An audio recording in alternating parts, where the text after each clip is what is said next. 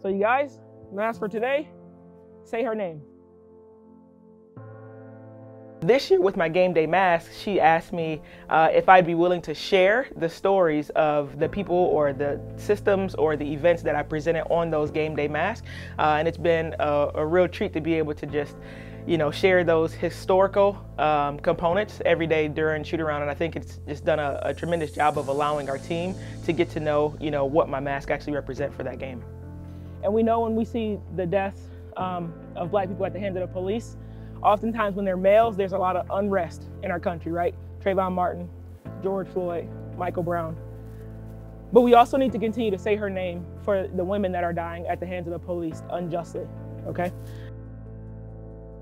I felt like by taking the knee, only two things were gonna happen. People were gonna say, I agree or I disagree. But there's really no education as to why I do it. There'd be no conversation as to why I'm doing it. There's nobody to affirm, okay, these things are really happening, let's make change.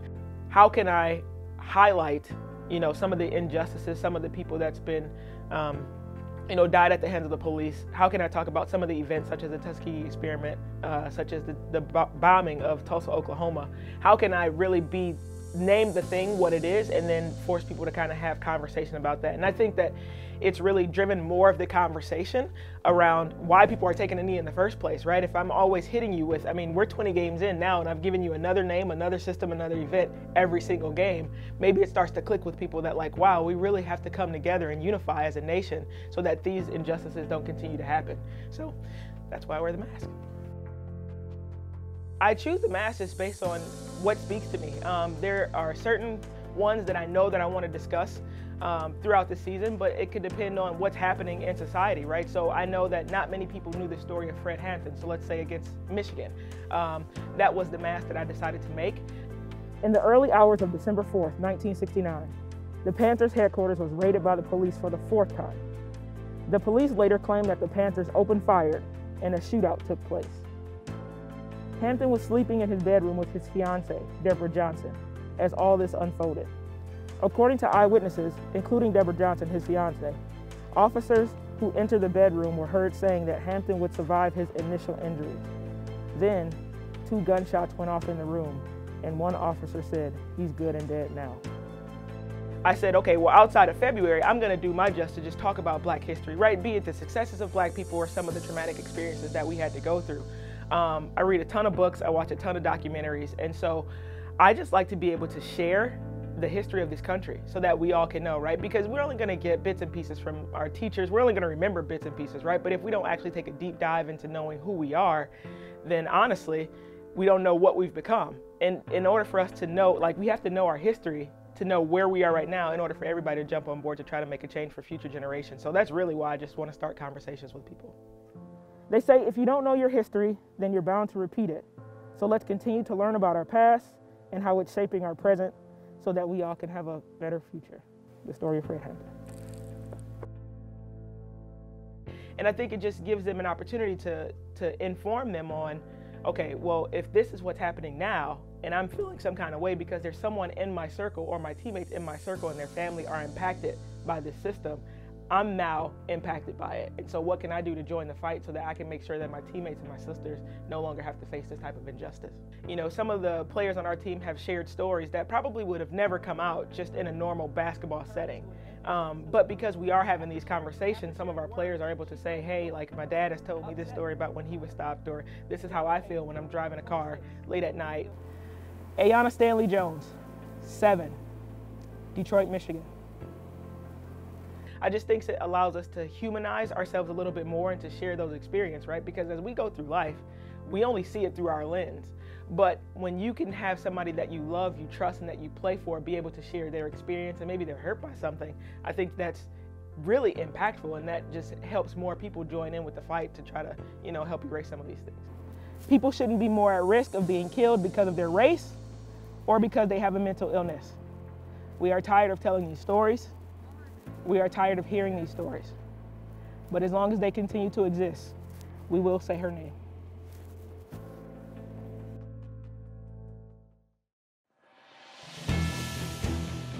The Heartland is brought to you by Wellmark Blue Cross and Blue Shield, serving Iowans for more than 80 years. This season, choose healthcare coverage you can count on from Wellmark.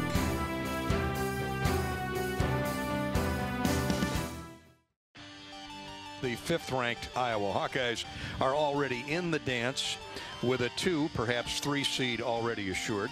Tonight they try and beat a team for the 3rd time, the Wisconsin Badgers. Garza with a catch inside, a double drop step shot off the glass and good. Luca muscles one up and in. Wieskamp with a catch left wing. Drives Trice to the baseline. Pull-up jumper is good. Hardly touched the twine. Oh, that was perfect right there. Here's Garza jump hooking, scores. Just got that perfect English, that roll. C.J. Frederick, jumper in the lane, good. Slip screen, C.J. roll right around it, and a good pass from Wieskamp. Yeah. Connor McCaffrey, great skip pass inside to Garza. He's fouled, scores anyway. They're going to get Nate Reavers for the body block. Murray drives into the paint, spins, jump, shoot, scores. That is not a freshman move. No, what a move that was. He took his man hard with the left hand. Garza in transition scores. Great half-court feed from Bohannon. Yeah, it certainly was. But how about the runner, Luca Garza, the biggest man on the floor, first man down the floor with the basket. Here's a great pass by Toussaint. Easy layup with the left hand by Garza. How that thing got through 2 Badgers, I don't know, but Toussaint. Connor McCaffrey drives into the paint, through the other way. Now to Garza inside, went right into him on a bounce pass. Garza, automatic. Was a 6-0 run until Wieskamp crossover with the dribble on young Jonathan Davis and drove right around him to the basket.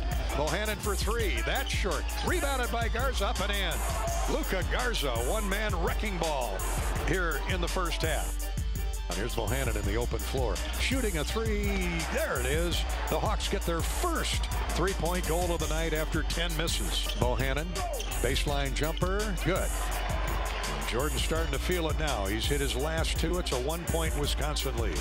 Iowa trailing by 3. Here's Garza in on Potter. Shot is good off the glass. Whirl to the baseline right. Flipped it up there high off the window.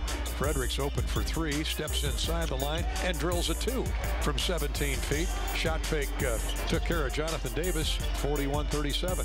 Frederick 4-3. Good. CJ's hit back-to-back baskets. Garza with a rebound. Garza mounting up those offensive boards. Here's Keegan Murray up with the left hand and scores. Little left-hand jump hook from the baseline. Jump shot in the lane by Keegan Murray goes down as he took it in right of the lane, into the paint, and knocked it down. Now to Patrick McCaffrey. Push-up jump shot, no good, short. Patrick with a rebound. Patrick with a putback and in. 2 Badgers were fighting over the rebound. They both lost it. Wieskamp drives it in on Micah Potter. Right at him, up and in, up over the top, knocked it in off the glass. 52-52, 3:10 to play in the game. Here's a backdoor lob to Wieskamp. He drives in, scores. Split a Badger double team. Here come the Hawkeyes. C.J. Frederick drives inside to Wieskamp, up and in. One of the few times they've been able to break here in the second half. Iowa by 4. Garza's drifting through the lane. Now Bohannon drives around, Trice scores on a running layup. I think Dimitric got a little passive there, got a little flat-footed. Trice gets all the way to the basket. Shot blocked away by Wieskamp. 10 blocks for Iowa. And that's a single Big Ten tournament game record for Iowa.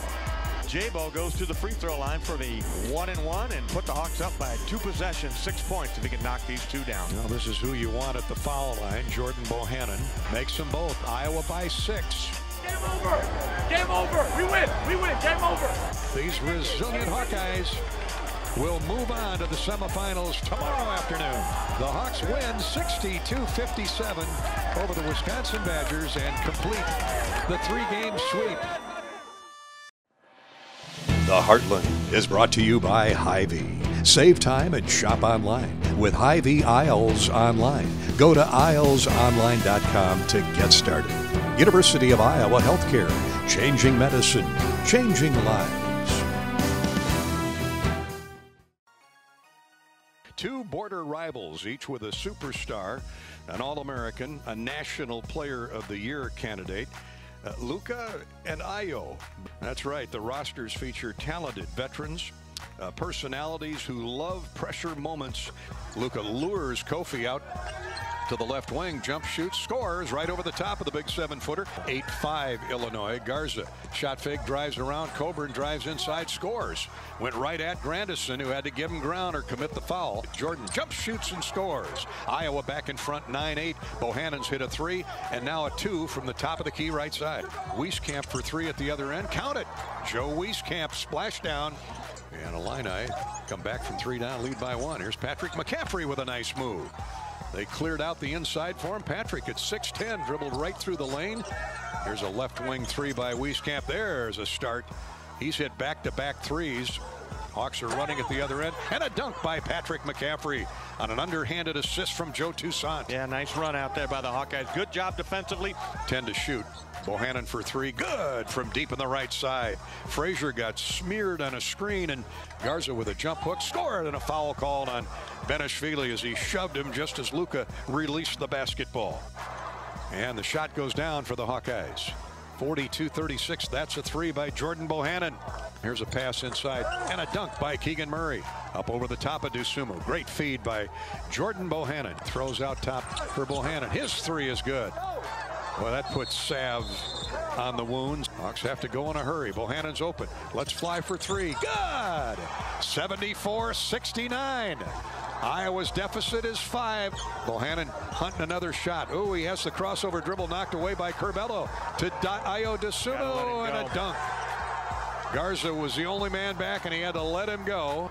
But right now, it looks like it's going to come up a little short, Bobby. It was a great effort, and there were a couple of times there the Hawks got down 15, 14, 16 that they could have, said, hey, this was a late game last night, but they battled back. 82-74 the final.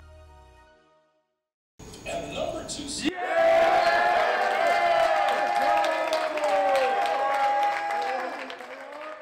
It was an amazing feeling to see our name come up, especially as a 2 seed. You know, we've worked so hard this year and played so many good teams, especially being in the Big Ten, that we've earned our spot as a 2 seed, and that's a great feeling. But we understand that, we got some great teams that we got to play, and then everyone here, has one goal, and they want to win a national championship. So it's going to be tough, but we're excited for the opportunity.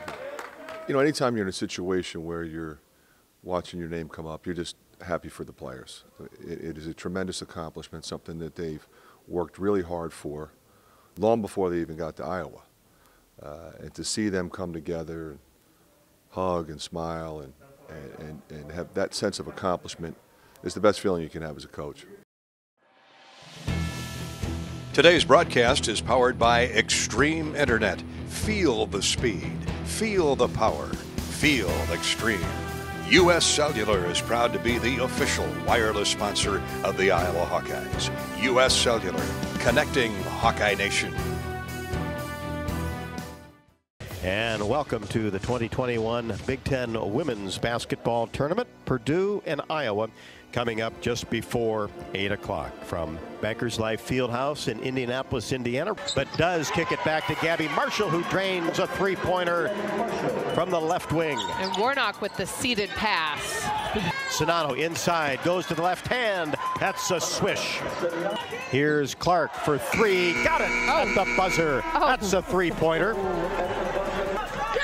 Kate Martin, lob pass inside. Sonato, right-handed layup is good. Under Sonato, nice catch, shot, good. And she is fouled. Monica Sonato going to work underneath. To Caitlin Clark, drives in, drops it off for McKenna Warnock. Layup is good. Yeah, I mean, honestly, it feels even better to win. Last year, going home early wasn't a feeling I ever want to remember. So I think the most important part was just that we get to go back to the hotel and go to bed tonight in Indianapolis. So I'm just really, really excited that we get to keep progressing in the tournament. And welcome to quarterfinal action in the 2021 Big Ten Women's Basketball Tournament from Bankers Life Fieldhouse in Indianapolis. And we are about a half hour away from Iowa and Rutgers. The Hawkeyes, the number 6 seed. Clark drops it off to Sonato, an easy layup, nobody around her, as Clark attracted the defense. Pass to Taiwo along the baseline, kicks it right side, Marshall for 3 and drains it deep in the right corner. And Gabby Marshall left wide open. That's a no-no. A big 3. Lob pass, Sonato, nice catch, layup, 2 more. Beat everybody down the floor. Open again from the left wing, and it's good again. Oh my gosh. How is this happening? Wow. But Gabby Marshall, man, she was feeling it today. She had 6 first-half threes. Shoots 66% or something like that, close to it, 64% from three-point range for the game. You know, then Monica has her typical numbers of 66% from the field. You know, Caitlin has 10 assists, but it's really, you know, there's so many unsung heroes here. You got McKenna Warnock, who's just defending it like crazy out there and has 12 rebounds for us. And welcome to semifinal action of the 2021 Big Ten Women's Basketball Tournament as the Iowa Hawkeyes get set to face Michigan State. To Clark, inside to Sonano, the finish, and the foul is on Alicia Smith. A turnover by Michigan State. Clark finds Gabby Marshall, lays it up and in. Right inside to Sonano. She turns to her left, and the right-handed layup is good. Boy, she has done some terrific work down on that right block. Clark to a driving Gabby Marshall, and finishes, and contact and a foul. Here's Clark. In between the circles, she'll pull for three. Oh, yes! No, Warnock with the board goes up. Yes! Count the basket, and she's fouled. Boy, how did she get that up through the arms of the Michigan State defenders?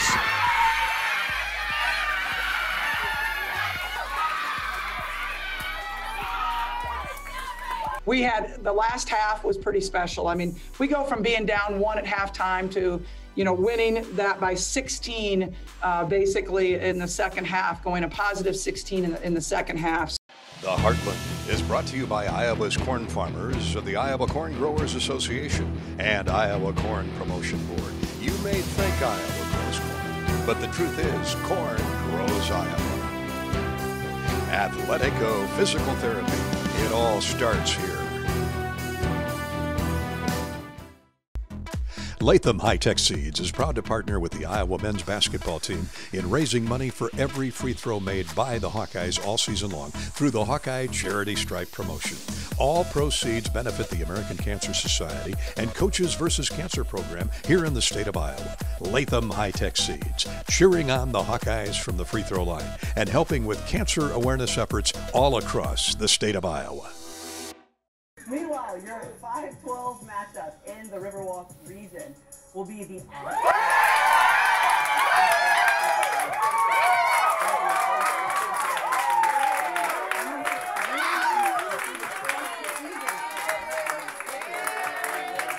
Well, we're thrilled. It's so fun this time of year. Just waiting for your name to come up there it's just dramatic, and I don't know why, because we knew we were going to be in there. Obviously didn't know our seed. We're very happy with a 5 seed.